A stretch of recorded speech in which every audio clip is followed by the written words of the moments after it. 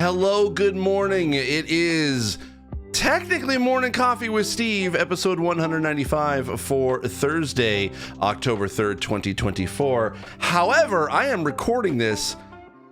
It is evening tea with Steve. This is your daily show for me on Patreon, exclusive to podcast, audio podcast there. I gotta get this intro correct at some point. Patreon.com/Steve Saylor to be able to get the audio podcast, but on video on YouTube, this is your daily show of gaming news, accessibility news, or updates about my life. I have a peppermint tea with a bit of milk in my Naughty Dog mug today.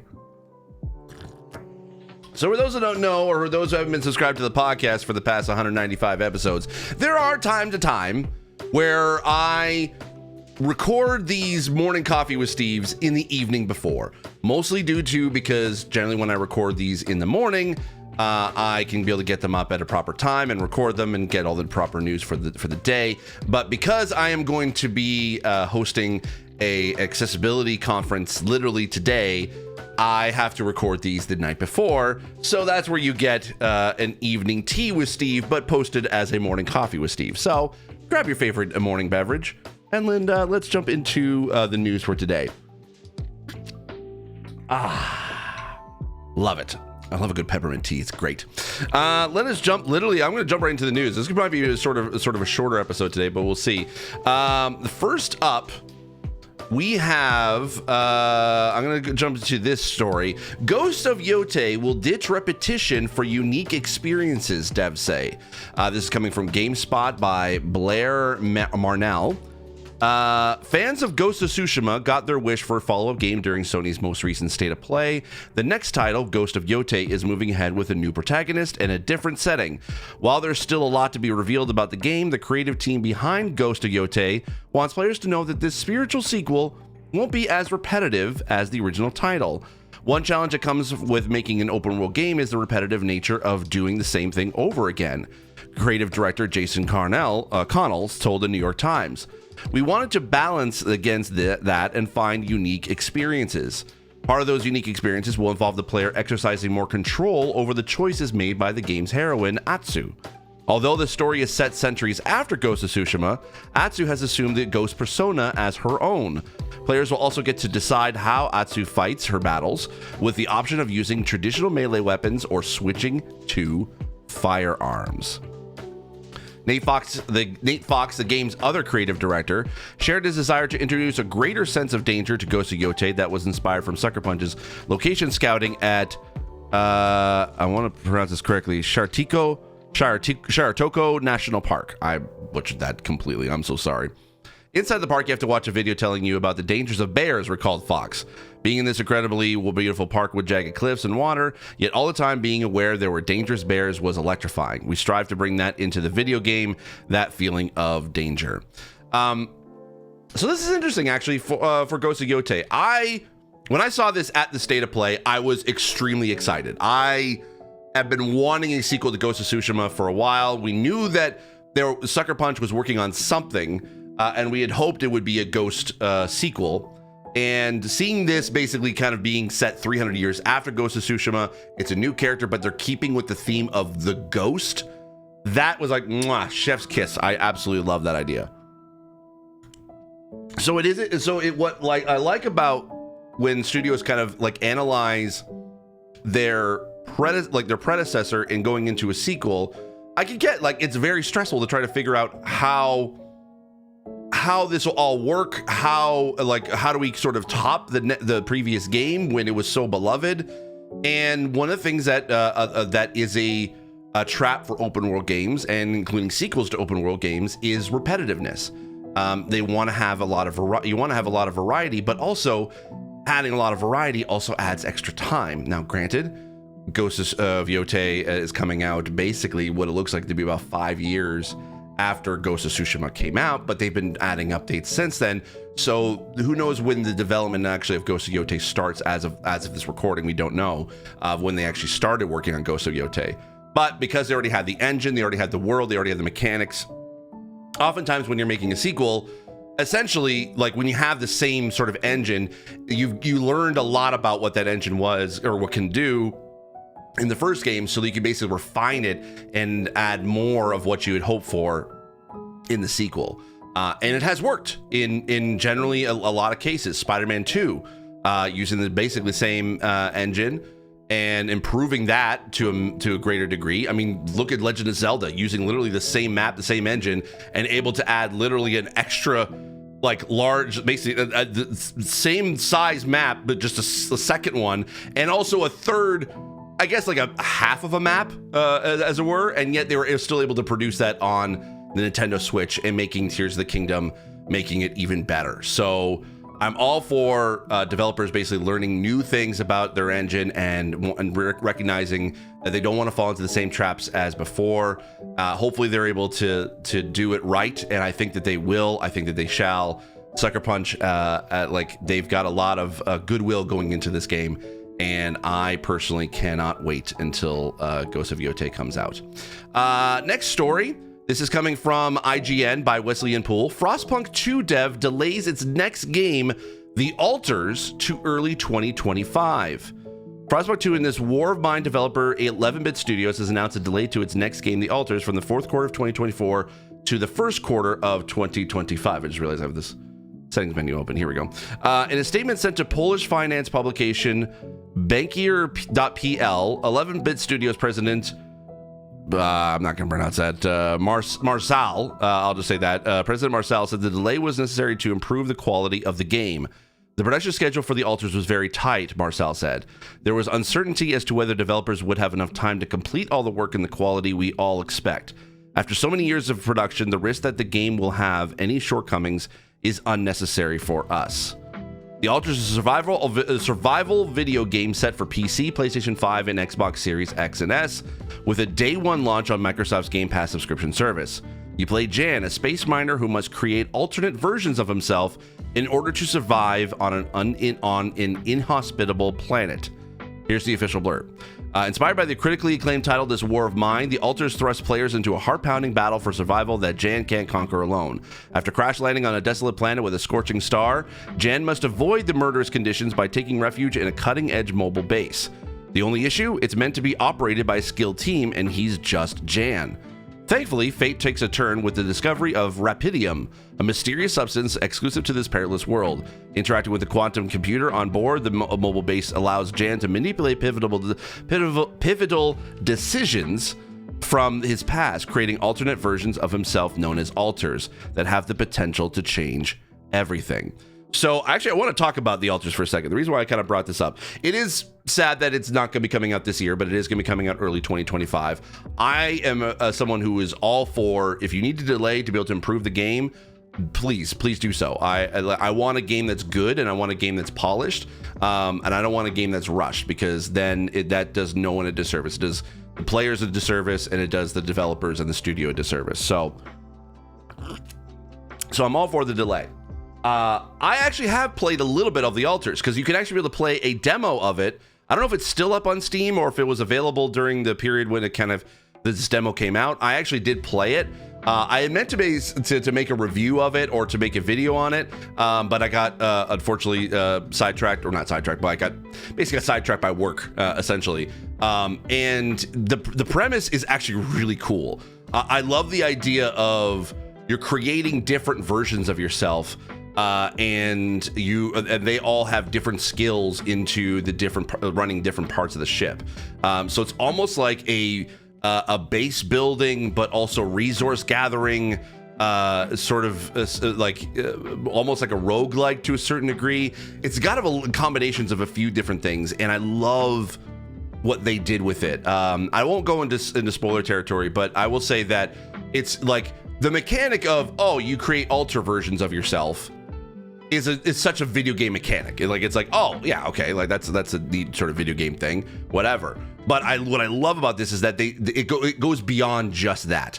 There is like really repercussions for creating a different version of yourself. And it kind of deals with the themes of the game so far. What I played kind of go into that. And I will say, as far as accessibility goes, it's okay. There are definitely some areas where I think it could definitely use some improvement, as far as Text size, of course, having a screen reader would be great in it. Having basically any navigational assistance in the game would be great. And then there's a few sort of areas where I think, like UI wise, it could improve for low vision. Pretty much for I think also as well. I think there is some potential like deaf and hard hearing stuff. I couldn't remember if there was any like environmental captions for anything that happens when you're out in sort of the planet trying to be able to do certain things. So there's that. But then also I think for motor controls, I think they did have like it's been a minute since I played it, so forgive me. I don't have my notes or I haven't seen the gameplay in a minute. But I think it's like relatively basic when it comes to accessibility. So I'll just say that. But it is something that I'm very interested in, and I would love to be able to see more of it. I would love to be able to see play the full version, see what's available as far as accessibility. But it is, when I saw the trailer for it, I think it was at a State of Play. I was really excited for it. I think, or State of Play, maybe it was a game like Summer Game Fest or something like that, some sort of Jeff Keighley thing. I don't know. I was very excited for it. No, it might have been an Xbox thing. I have no idea. I've seen it. I remember seeing the trailer of it in some sort of showcase, and I loved it. It looked really cool. I love the premise of it. And when I played it, I did enjoy what it was that I played. So I'm all for, hey, if you have to delay it, by all means, please do so. And I definitely, again, would recommend checking it out. Next story. Microsoft is seeking feedback from studios which aren't on Xbox. This is coming from VGC, posted by Tom Ivan. The previously player-centric Xbox research division is expanding to collaborate with game makers too. In a blog post, Microsoft said it wants to engage with game developers to help address pain points and improve future tools and services. The initiative is open to all members of game studios, not just technical staff, and Microsoft thinks it could reshape the relationship between platform holders and game creators. As well as speaking to current Xbox developers, the company is seeking feedback from studios which aren't currently releasing games on Microsoft platforms. If you aren't on Xbox, we'd love to know why, said principal user researcher Dr. Deborah Henderson. And honestly, if you're using our competitors' products, you probably have a great perspective we can learn from. The initiative will employ a variety of research methodologies mirroring those used in player-focused studies, but tailored for developers, including interviews, usability, playtesting, surveys, and flighting. US-based developers interested in participating can now sign up to do so. Microsoft said it's working on expanding recruitment to more countries. Actually, so I have a little bit of experience in this user testing that Microsoft has done. I have done a few sort of user feedback sessions for games specifically.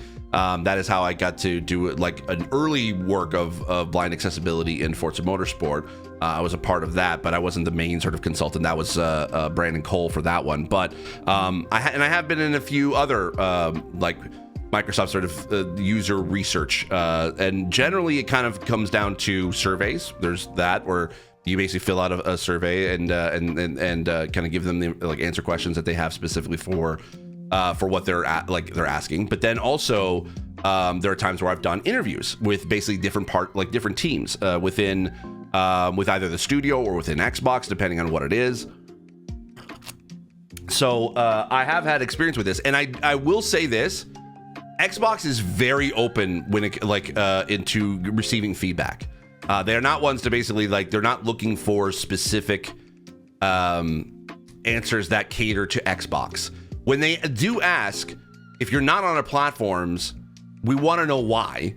They are genuinely curious about it, and they want to know what they could what it is. What are the pain points that developers they're hearing about this? I'm like, yeah, this is exactly kind of the questions that they would ask, and they don't want anyone to hold back. They don't want anyone to it's not to say that they expect everyone to be critical, but they expect when they ask for feedback and they kind of include you as part of these user research studies, they are very open. I'll just say that they are very open to feedback, both good and bad. So as someone who has taken these kind of user research within Microsoft, yeah, I'm very curious to see what the feedback would be that they get from this. I think this is only good news for Xbox moving forward, because they definitely need a win. They've had a few small wins this year, but a lot of big misses. And I don't know. Hey, I'm platform agnostic. I love PlayStation, I love Xbox, I love Nintendo, I love PC. But I mean, Xbox is kind of screwed the pooch a lot this past 2 years, and I just want them to do well. And this is coming from someone who has, like, I have to clarify, I have worked with Xbox on multiple occasions, including even hosting their accessibility showcase back in 2022. And I have to I have to be critical.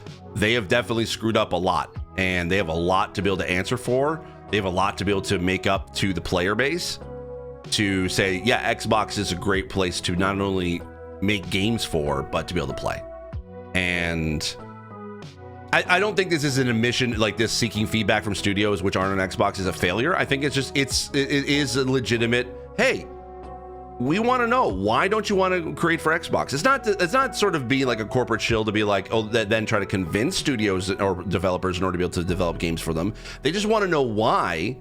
So, and potentially ask for any ideas or solutions on how to be able to improve that. And I like that Xbox is open about that. I like that Xbox is transparent about that. That is their strength, but also has been their weakness before, is their transparency. They've always been transparent, especially when it comes to accessibility, even when they do screw up, especially with the third-party hardware being shut off, or basically getting an error message whenever you use it.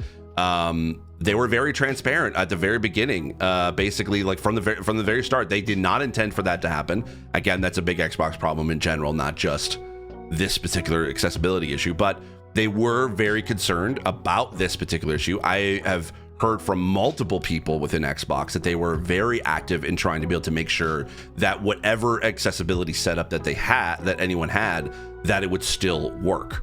And they were very open to feedback. Everything. So they are very transparent in that regards, and I like that they're transparent now. I just hope that transparency again doesn't bite them in the butt as it has in the past.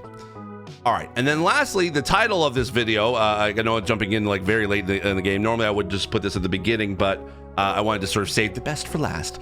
This is by VGC. This is by Jordan Miller. The first Silent Hill 2 and Metaphor ReFantazio reviews have been published. Both games were reviewed in this week's issue of the Japanese magazine Famitsu, which were later posted online by Ryokutua 2098. Famitsu's scoring system sees 4 members of the staff play the game and give a score, which is combined to give each game an overall score out of 40. Metaphor ReFantazio received 9, 9, 10, and 9 from the 4 critics, giving the game a total score of 37 out of 40. According to Famitsu, the game takes 80 hours to finish, or over 100 including side activities. Excerpts of the translated review claim that the gameplay itself feels almost the same as the Persona series, and that the coolness of the presentation is on a different level. Silent Hill 2 received a 35 out of 40. I was about to say 35 and 40. 35 out of 40 overall score, which with each individual score breaking down into 8, 9, 9, 9. The game takes 16 to 18 hours to clear, according to the magazine. A translated excerpt of the review claims the sense of realism and creepiness brought by the beautiful visuals and sound is incredible. The Silent Hill 2 remake is released on October 8th for PS5 and PC. VGC's recent Silent Hill 2 hands-on preview said the game is reminiscent of Capcom's recent remakes of its Resident Evil games. Crucially for the health of the series, Silent Hill 2 feels like it'll be exactly the kind of shot in the arm that will bring the series back into vogue, we wrote. The Resident Evil remake comparisons will likely be inescapable, but is that a bad thing when Capcom's latest efforts have been just as genre-defining for modern survival horrors as both Resident Evil and Silent Hill were in the genre's nascent days? Metaphor ReFantazio is scheduled for release on October 11th. VGC hands-on preview said the Metaphor ReFantazio is going to make the wait for Persona 6 so much easier. It's not a Persona clone, but the team has taken everything you'd want them to have from a Persona title and brought it to its new world of Metaphor ReFantazio, we wrote.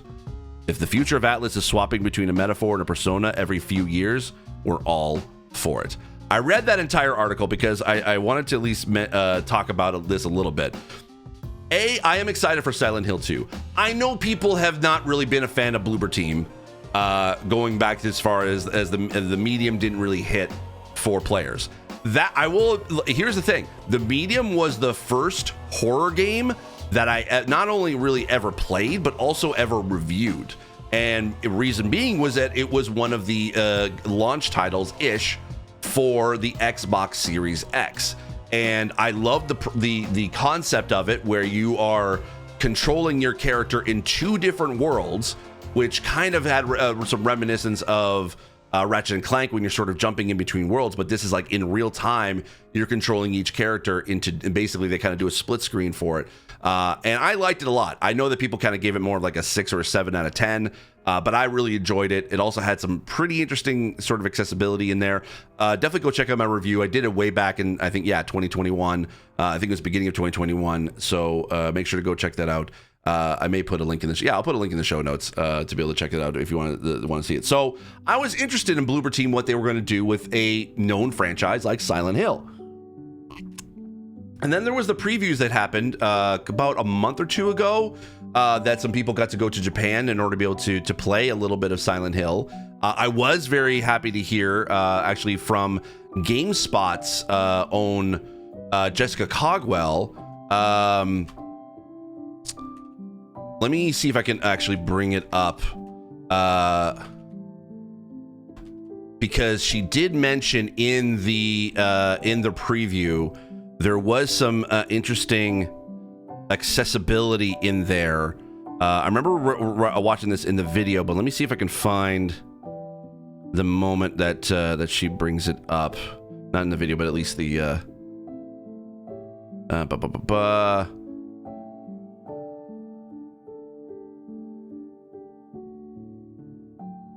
Okay.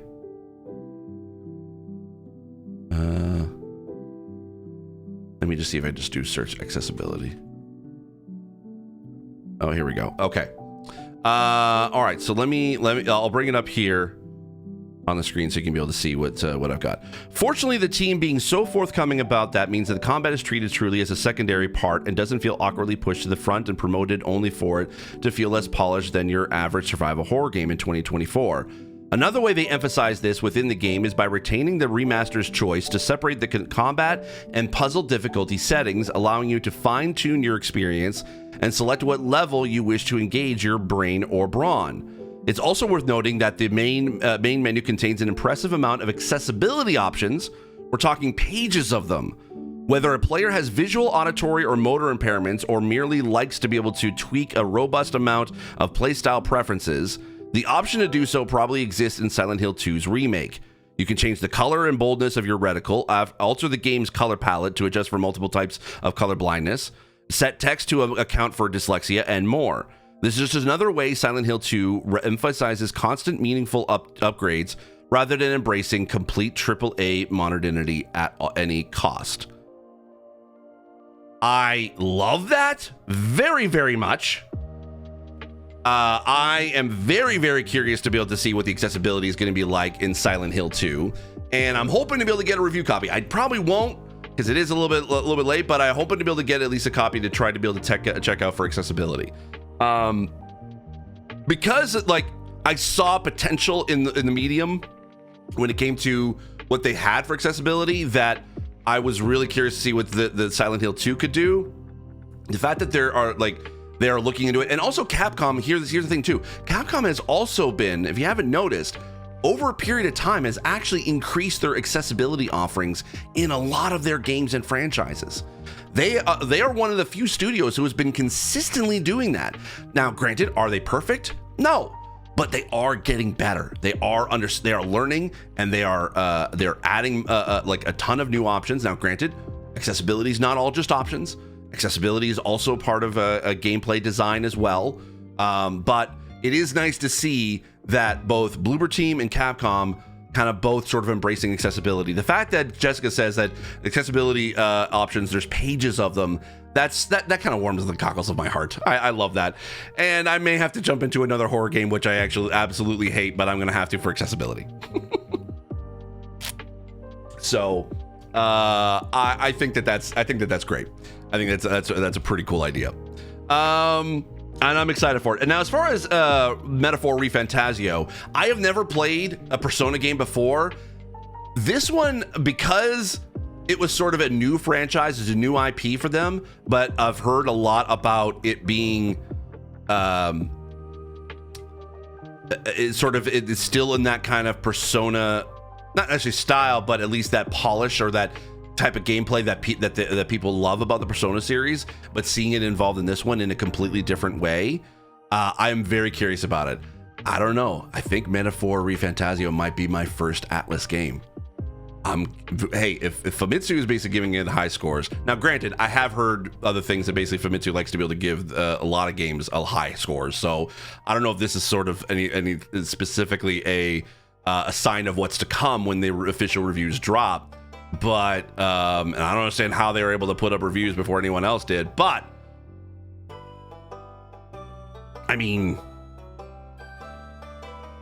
I may want to jump into it just to kind of get my feet wet, and then hopefully be able to finally be able to jump into Persona, because I want to see if I can actually I can enjoy that their way of storytelling. I know the demo is available now, and I should probably download it and start playing it. I may do that. So now basically, or I may just buy the game. I don't know. I'm gonna try the demo. I'll give it that. I'm gonna try the demo and see from there.